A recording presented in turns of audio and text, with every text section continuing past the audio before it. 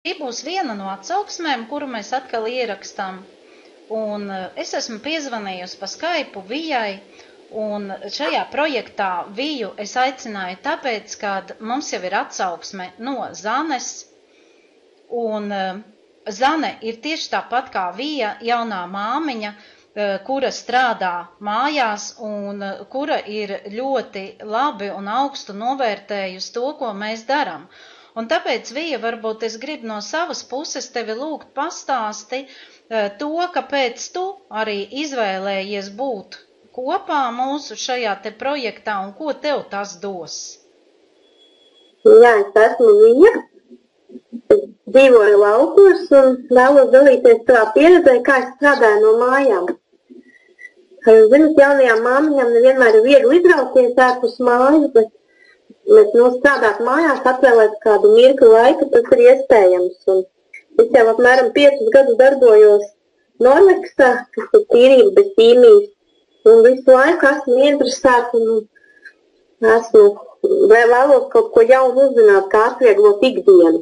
Un tad man uzmanību piesaistīja šāds pūšams līdzeklis, to var uzpūst uz apģērbu un tas paliek gluds.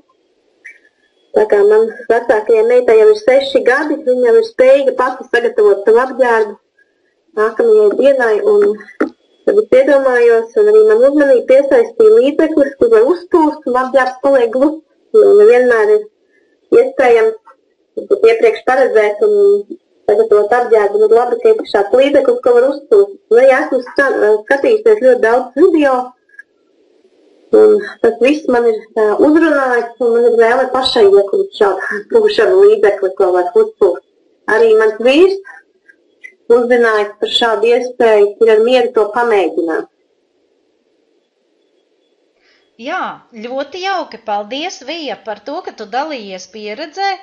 Tu varēsi arī saviem cilvēkiem šo te video ierakstu sūtīt, jo es arī dzīvoju mājās, bet ne Latvijā.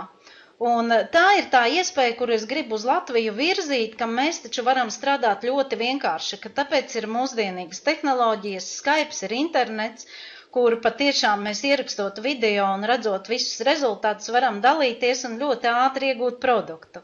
Nu, paldies tev, Vija, par šo te skaisto atsauksmi un strādāsim kopā. Paldies!